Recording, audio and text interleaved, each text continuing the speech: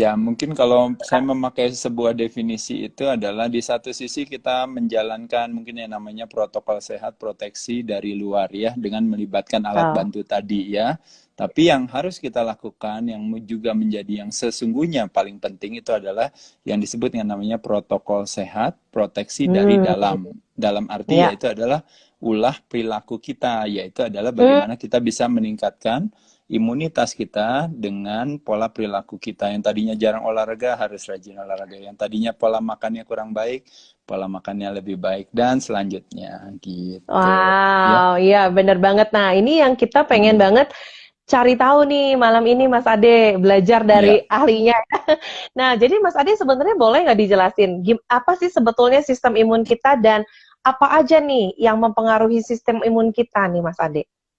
Ya, jadi sekali lagi kalau kita berbicara yang namanya keracunan, salah satu keracunan selain daripada bisa karena yang namanya mungkin karena dari heavy metal, dari polutan, bisa karena dari energetik, bisa karena dari proses pembuatan makanan ya, bisa juga karena mental. Tapi kali ini kalau kita berbicara yang namanya kuman, bakteri, virus itu masuk dalam kalau toxicity itu adalah yang dikenal dengan namanya opportunis. Opportunis itu adalah Hmm, sebuah keracunan ketika bisa mengambil kesempatan kalau seandainya daya tahan tubuhnya kita atau hostnya dalam hal ini tuan rumahnya lemah. Nah makanya kenapa hmm, sebenarnya penyakit infeksi itu pada dasarnya sebenarnya tidak seperti penyakit perilaku seperti chronic disease atau penyakit hmm, degeneratif yang memang murni disebabkan ulah kita sendiri dan itu memang benar-benar bisa membahayakan kita kalau kita tidak menjaga pola hmm, perilaku kita. Tapi kalau penyakit infeksi, makanya kenapa ada terminologi comorbidity atau ada hmm. kondisi di mana yang namanya pre-existing kondisi bisa mempengaruhi seseorang bisa akhirnya overreaksi terhadap sebuah penyakit infeksi. Makanya kenapa kalau orang bilang penyakit infeksi itu bahaya, ya bisa juga Hmm, iya. Kalau dibilang penyakit infeksi tidak kenapa-napa, bisa juga iya. Jawabannya dua-duanya hmm, sama. Tergantung daripada ulah perilaku kita. Nah, maka dari itu, hmm, sekarang justru yang seperti saya katakan, membayangkan kita semua harus masuk di dalam sebuah ring tinju berhadapan dengan si kuman. Nah, di satu sisi kita boleh memakai pelindung muka, pelindung badan, tapi di sisi lain jangan lupa apa yang harus kita lakukan kalau kita harus berhadapan masuk ke dalam sebuah ring berhadapan dengan musuh kita, yaitu adalah hmm, mengasah kemampuan bela diri kita. Gitu. Jadi kalau ada hmm, istilah orang bilang the best defense adalah offense. Jadi hmm. bagaimana how to offense dengan cara Ya. meningkatkan immune system kita, yaitu adalah proteksi dari dalam dengan merubah perilaku kita gitu. Satu hal yang memang sangat unik ketika hari ini, ketika kita semua banyak ada di rumah ya, dengan Hmm, kondisi yang terjadi kadang-kadang justru kita melakukan pelarian-pelarian mulai dari just to make us feel better, akhirnya kita larinya ke makanan, itu yang namanya fooding. Kadang ada yang larinya ke minuman, drinking, ada yang larinya ke rokok, smoking. Ada yang hmm, larinya juga bahkan ke obat-obatan, apakah hmm, penyalahgunaan obat maupun juga medikasi yang ke hmm, drugging. Nah, hmm, tantangan daripada pelarian-pelarian tersebut akhirnya kita harus hidup dengan konsekuensi, yaitu hmm, adalah menjalankan atau harus deal gitu, harus menghadapi yang namanya dampak samping daripada penyalahan tersebut atau pelarian tersebut. hmm, Makanya kenapa kalau berbicara fooding sebagai contoh misalnya, kebanyakan kita konsumsi karbohidrat yang berlebihan. Kalau teman-teman tahu karbohidrat yang berlebihan itu pasti nanti akan dikonversikan ke lemak. Dan ketika kadar lemak kita meningkat, hmm. maka pada saat itulah terjadi berbagai penyakit yang berpotensi ya istilahnya nanti menjadi Ya. penyakit-penyakit yang kronis ya. Nah, salah satunya mungkin Hmm, kalau saya membuat satu penyederhanaan membayangkan kita makan karbohidrat berlebihan. Pada saat hmm, itulah yang terjadi kalau karbohidrat itu kita konsumsikan dirubah oleh tubuh kita menjadi gula, maka gula kita ya. meningkat. Nah, ketika kita terus-menerus melakukan hal tersebut, pada saat itulah sel yang harus menampung kelebihan gula itu yang untuk disimpan di dalam sel di dalam tubuh kita itu lama-lama akhirnya tidak sensitif lagi karena terlalu banyak gula yang kita makan. Nah, pada Iya, iya. saat itulah terjadi yang namanya resistensi insulin. Kenapa disebut insulin resistensi? Karena gula itu ketika kelebihan, yang mengambil kelebihan untuk disimpan di dalam sel itu adalah yang disebut dengan namanya storage hormone yang dikenal yang namanya insulin. Nah, tapi karena Hmm, kebanyakan makan karbo berlebihan, akhirnya makanya kenapa selnya tidak sensitif lagi terhadap insulin. Makanya terjadi yang namanya resistensi insulin. Nah, resistensi insulin menyebabkan apa? Menyebabkan yang namanya metabolic syndrome, sehingga akhirnya yang terjadi kelebihan gula itu akhirnya dikonversikan ke dalam lemak, salah satunya yang dikenal dengan fatty liver, dan pada saat itu yang terjadi adalah berbagai penyakit-penyakit yang berhubungan dengan jantung dan pembuluh darah, mulai dari diabetes, mulai dari heart attack, mulai dari stroke, lalu juga bahkan sampai demensia, cancer. Bahkan kalau gula di dalam darah kita itu tinggi, nanti bisa hubungannya dengan blindness, dengan neuropati, hubungannya juga dengan amputasi juga kalau lukanya nggak sembuh-sembuh ya. Jadi satu hal yang memang tidak kita inginkan ketika justru sekarang kita berusaha untuk lari atau berusaha untuk memenangkan sebuah pertempuran daripada ketidakterjangkitan, tapi akhirnya kita harus gugur kalah karena ulah perilaku kita, yaitu di rumah akhirnya kita membuat badan kita menjadi lemah sehingga akhirnya memungkinkan si oportunis itu untuk hadir. Nanti terakhirnya yang sesungguhnya mematikan atau membahayakan sebenarnya karena ulah perilaku kita, karena merokok, karena tadi makan ya, karena mungkin karena alkohol, livernya jadi bermasalah, atau mungkin karena side effect daripada penggunaan medikasi atau obat. Tapi di sisi lain nanti ketika terjadi yang namanya prematur kematian, nanti yang disalahkan adalah justru si infeksinya gitu yang akan mengambil kredit. Nah, pada saat itu terjadilah perputaran itu. Makanya kenapa saya katakan sekali lagi, teman-teman sekalian, kalau bisa justru kita punya ke-awareness ya, kesadaran bahwa meskipun kita di rumah, meskipun kita ada kondisi sekarang ini lagi sulit dan sebagainya, paling tidak kita tetap harus menjaga pola perilaku kita. Makanya kenapa olahraga justru harus tetap dilaksanakan, dijalankan. Karena menjalankan aktivitas olahraga itu berhubungannya dengan justru meningkatkan yang namanya sensitivitas insulin. Tapi kebalikannya kalau kita tidak berolahraga, hubungannya dengan resistensi insulin gitu ya. Nah, jadi saya rasa itu satu hal yang mungkin yang bisa kita rubah ya.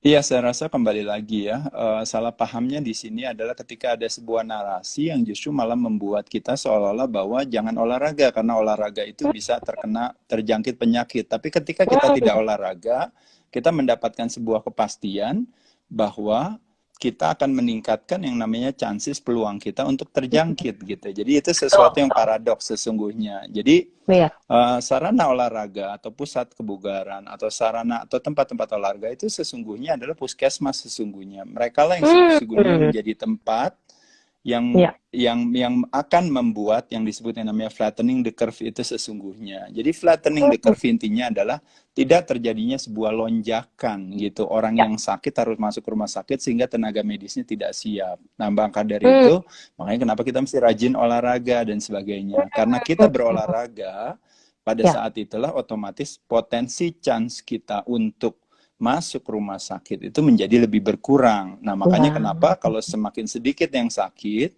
maka otomatis makanya kenapa segala sesuatunya itu tenaga medisnya jadi lebih siap. Nah, pada dasarnya penyakit infeksi itu is a manageable disease gitu, yang bisa di-manage. Tapi dia tidak bisa di-manage kalau yang sakit dia tiba-tiba membludak. Makanya kenapa disebut flattening the curve. Nah, yang terjadi sekarang ini kita sibuk takut terjangkit. Padahal sesungguhnya yang kita lakukan itu adalah justru sebenarnya lebih kepada bagaimana supaya tidak terjadi lonjakan daripada yang sakit gitu. Jadi esensinya sesungguhnya. Karena kalau terjangkit atau tidak terjangkit itu sebenarnya tidak terlalu bermasalah. Kenapa?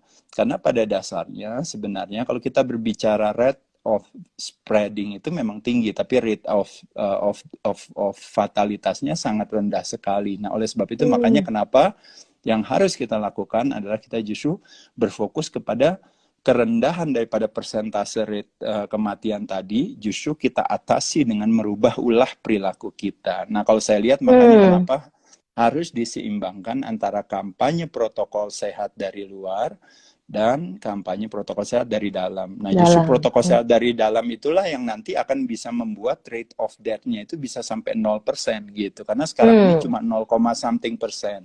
Kalau kita bisa bilang ada 1, 2, 3, atau 4% itu lebih kepada benar-benar orang yang memang sudah tua dan memang berpenyakit gitu. Dan saya rasa mungkin nggak kena penyakit juga itu rate of death juga jumlahnya segitu gitu ya. Jadi saya pikir, ya, jadi saya pikir sekali lagi ketika kita mengutip daripada institusi kesehatan dunia, mereka mengatakan bahwa definisi sehat itu adalah yang namanya badannya sehat satu, kedua adalah ekonominya sehat, sosialnya sehat, dan juga mentalnya sehat. Tapi apa yang terjadi hari ini, mulai dari ekonominya kita illness, mulai dari sosialnya kita illness, mulai dari mentalnya kita illness. Nah, kita mengharapkan ibarat roda itu harus 4 itu yang seimbang, tapi semua roda sudah jatuh, sekarang tinggal 1 rodanya. Justru itu terakhirnya malah yang terjadi, akhirnya malah kita semakin hari semakin runtuh. Makanya kenapa yang mesti hati-hati adalah di sana yang tadi saya katakan gitu ya. Jadi jangan sampai kita semua justru malah jatuh sakit dalam sebuah proses untuk berlari hanya karena tidak ingin terjangkit sebuah penyakit gitu. Jadi saya rasa penyakit infeksi itu menurut saya sesuatu yang sebenarnya is a manageable disease apabila kita punya pola perilaku yang sehat.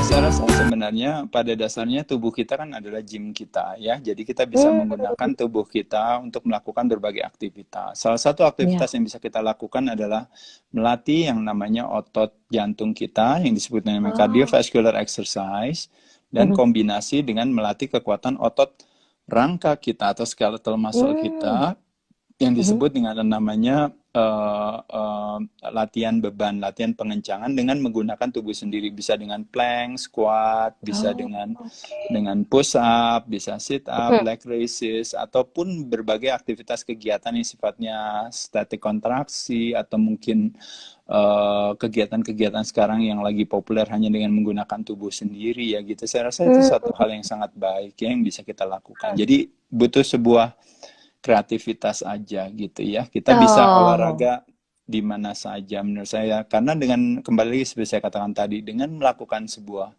aktivitas olahraga, apalagi kalau kita berbicara yang gampang sederhana ya, kayak latihan beban itu gitu. Latihan beban itu sebenarnya bisa meningkatkan kemampuan tubuh menciptakan satu daya tahan tubuh yang optimal, karena nanti hubungannya dengan banyak hal. Sebagai contoh misalnya kalau kita berbicara yang namanya berbeda dengan yang namanya emotional stress, itu kan mungkin sifatnya negatif. Nah, kalau kita latihan beban, latihan pengencangan otot rangka, kayak misalnya teman-teman push up, mungkin squat, duduk, bangun, berdiri, atau misalnya plank saja yang sederhana, teman-teman akan menciptakan satu yang namanya stres secara fisik. Jadi physical stress, yaitu sebuah stres yang sebenarnya positif. Karena ketika kita ciptakan stres itu, badan akan membuat adaptasi untuk akhirnya makin setelah diberikan stres itu dia akan menjadi lebih kuat. Nah, makanya kenapa sebenarnya badan akan menciptakan yang namanya sitokain itu sendiri. Tapi sitokain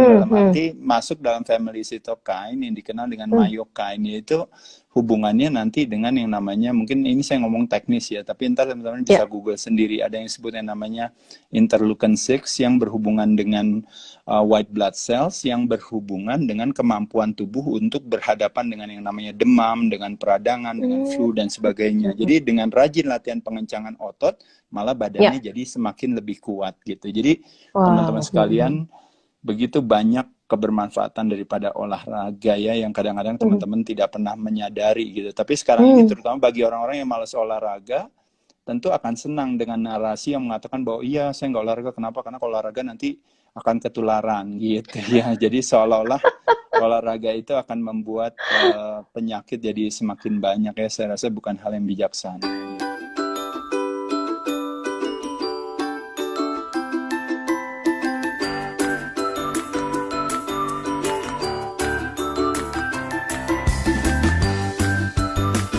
Ya, jadi kalau kita berbicara sebenarnya kita bisa berbicara dari kalau karena terminologi yang namanya asam dan basa ya atau Mhm. alkaline dan acidity itu sebenarnya pada dasarnya memang sesuatu yang wajar saja yang normal ya kalau kita berbicara. Cuma memang kalau yang dimaksud dengan Mbak Iren dan juga mungkin yang ingin dimaksudkan dengan keberadaan perfect ini ya gitu ya. Satu hal yang kita syukuri itu adalah lebih kepada mungkin kalau teman-teman tahu sebagai contoh misalnya kita membuat penyederhanaan saja.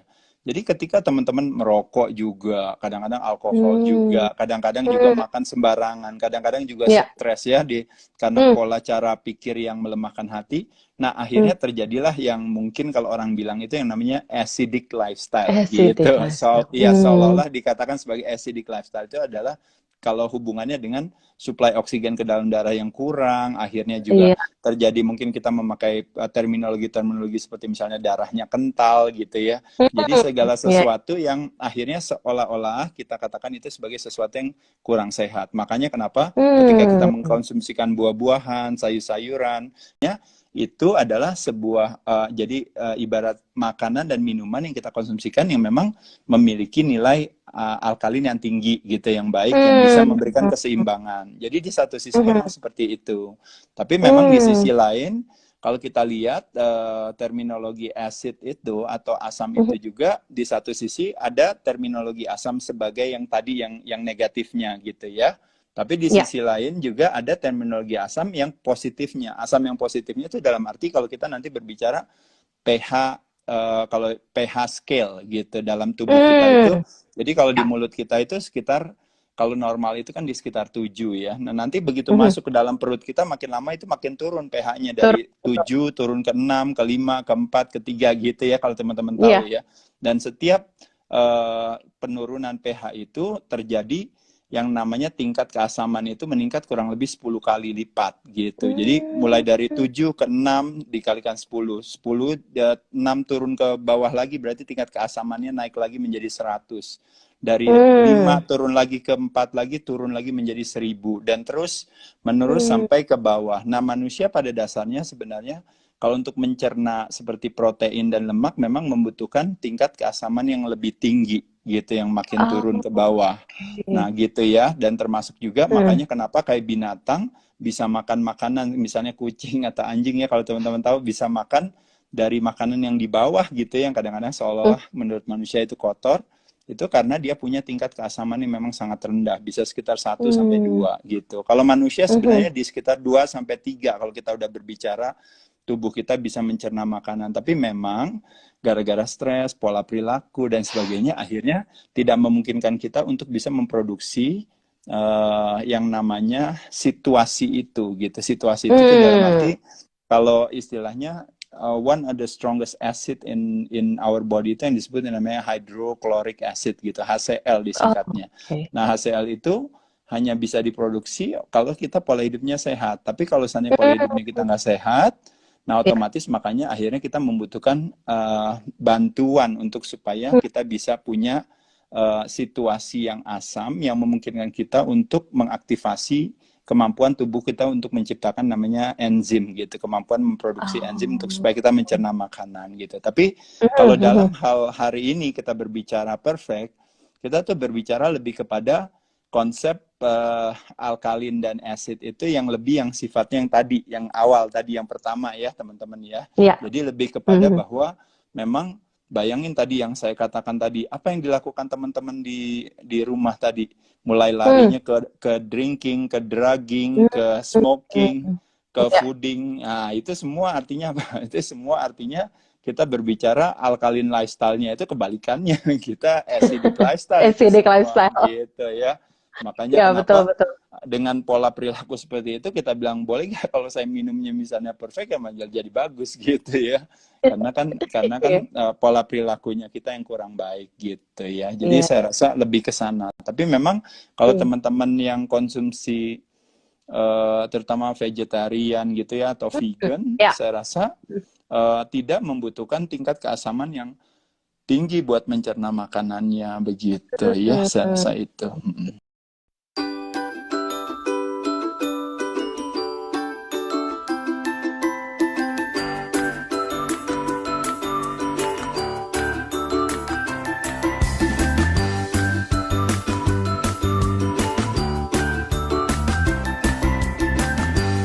Ya, mungkin justru kalau saya bilang tingkat kepentingannya justru malah jauh lebih tinggi ketika buat teman-teman yang pola perilakunya nggak sehat gitu. Ya, Kalau yang pola perilakunya sehat malah lebih mungkin malah lebih jadi bonus aja gitu, nggak ada bonus masalah ya. gitu ya. Tapi kalau Betul, bagi betul. yang kebanyakan kita kadang-kadang ngerokok juga kan masih, kadang-kadang Mhm. juga makan sembarangan dan sebagainya. Jadi kebutuhan untuk misalnya bisa mengkonsumsikan minuman dengan pH balance yang lebih tinggi kan jadi lebih lebih lebih besar gitu.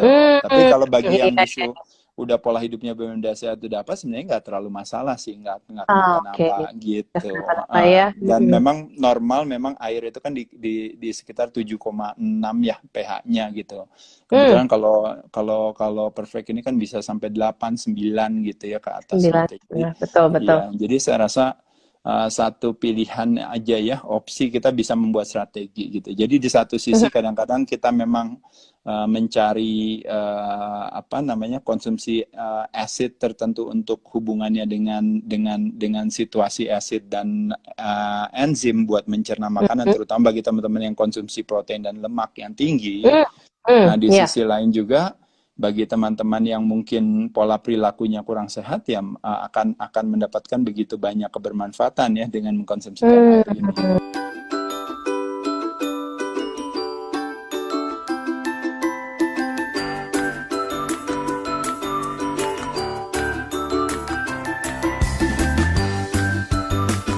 Ya, sebenarnya kan kembali lagi, memang kita tidak bisa menjawab satu pertanyaan dengan satu jawaban gitu. Kenapa? Karena Hmm, masing-masing orang itu punya latar belakang yang berbeda.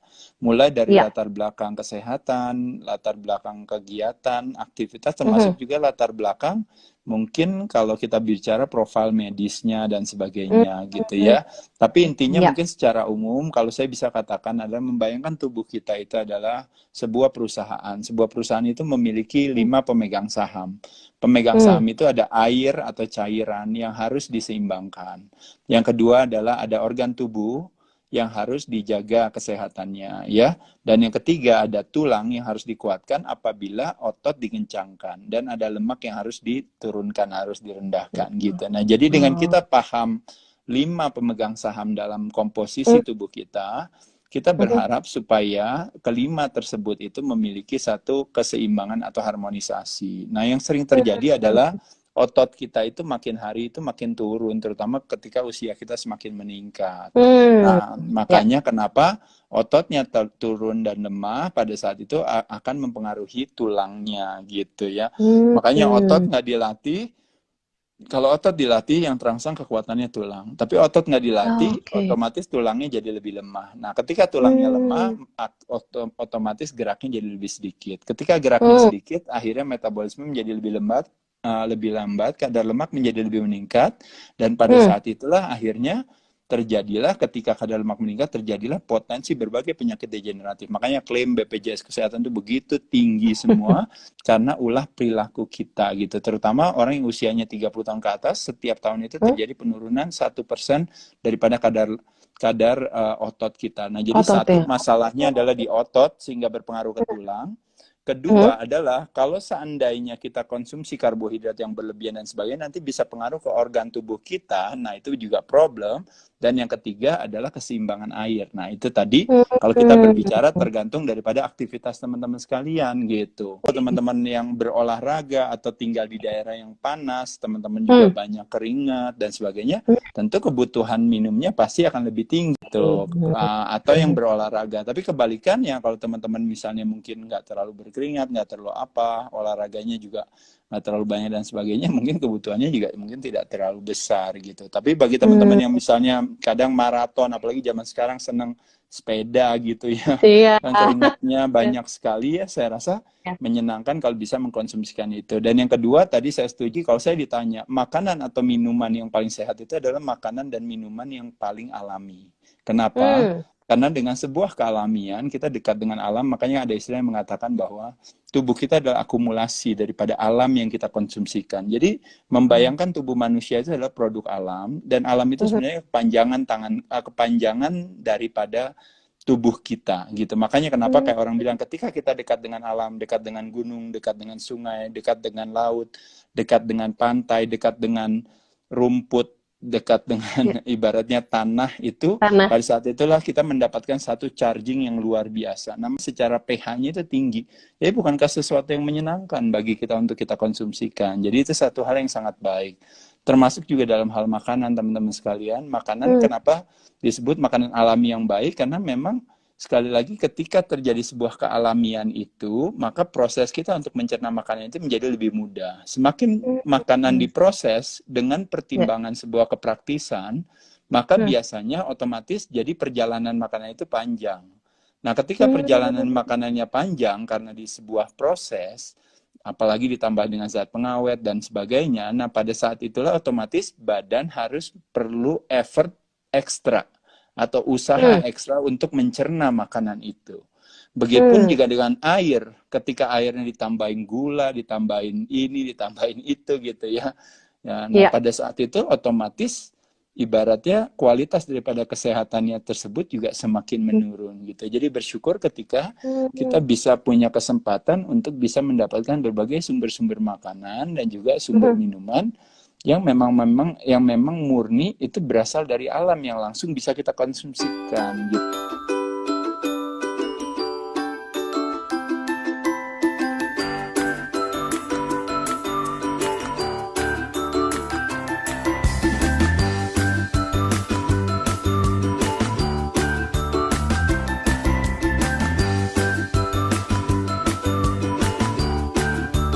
Ya, baik, terima kasih. Jadi kalau kita berbicara makronutrisi, kita berbicara ada karbohidrat, ada protein, ada lemak. Protein dan lemak adalah yang sebenarnya yang esensial, ya. Karbohidrat sebenarnya memberikan kita tenaga. Kalaupun kita tidak makan karbohidrat, badan akan mencari tenaga dari tempat lain. Terutama biasanya dia akan memakai, kalau ada istilah kita makan itu namanya, kalau kita berbicara food, ada juga makanan yang sudah tersimpan di badan kita, itu yang namanya stored food. Nah, biasanya stored food itu dalam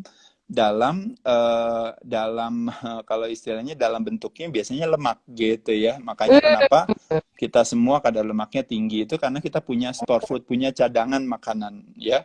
Nah, cadangan makanan itu kalau cadangannya masih banyak tapi kita makan terus, otomatis badan hanya akan membakar apa yang kita makan. Tapi cadangannya tetap banyak terus gitu. Nah, bayangkan kalau kita makannya lebih sedikit, otomatis nanti pelan-pelan dia akan memakai cadangan makanannya untuk yang dikonsumsikan untuk tenaga kita. Makanya kenapa sebenarnya salah satu strategi yang paling mudah dan sederhana itu ya memang fasting atau berpuasa itu menjadi salah satu pilihan yang bijaksana. Kenapa? Karena kalau teman-teman tahu, hampir sebagian besar bukan pria, bukan wanita, tidak hanya tua, tidak hanya muda, tidak hanya kaya, orang miskin sekalipun saat ini masalahnya lebih banyak yang kelebihan berat badan daripada kekurangan berat badan, gitu ya.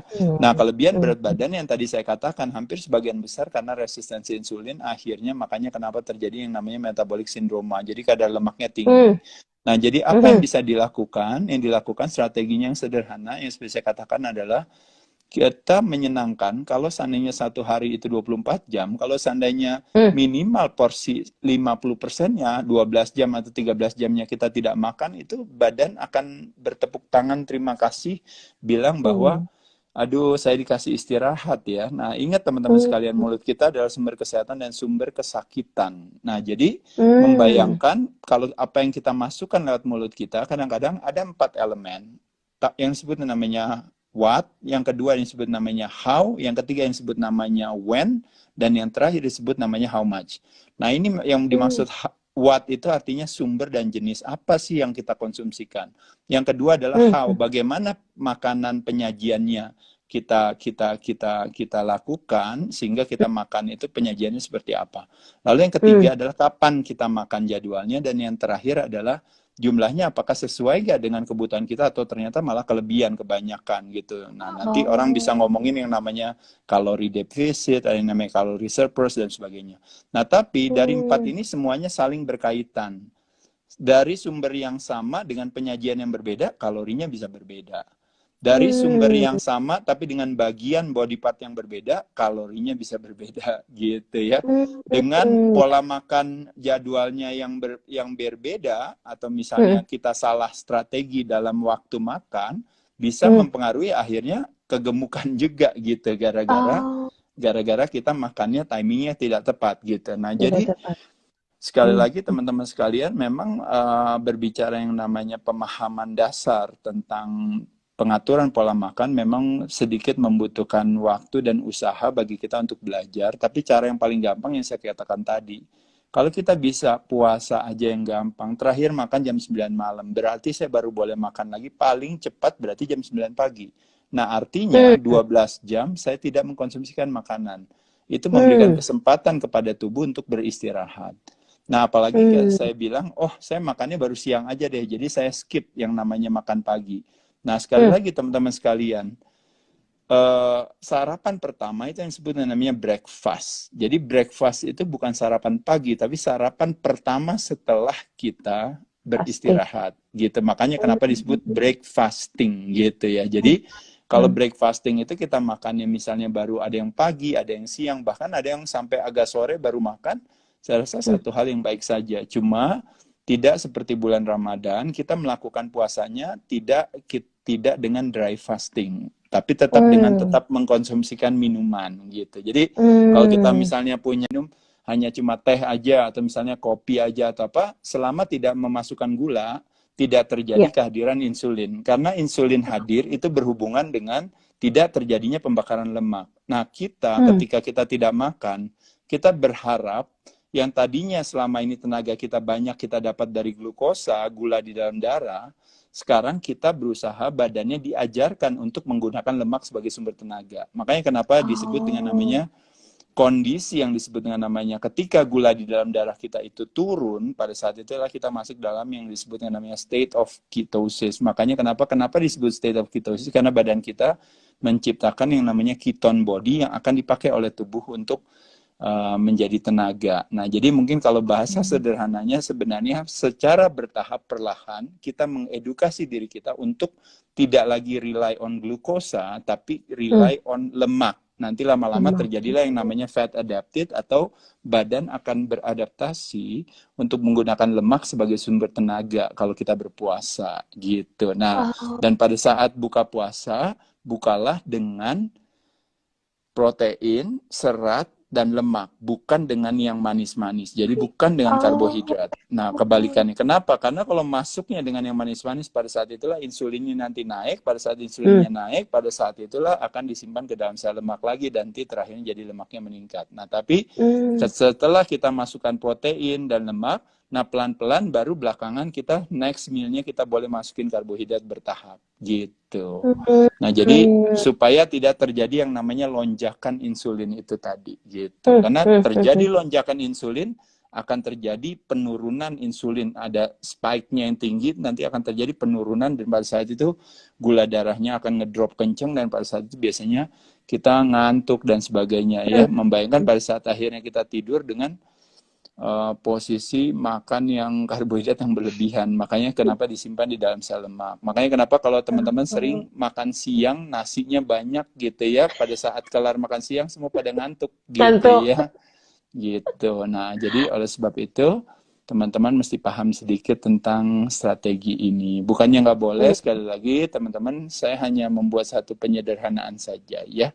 Tapi saya rasa ini cuma pengetahuan umum yang mungkin teman-teman belum bisa dapatkan dalam IG Live 1 jam ya, karena terbatas waktunya.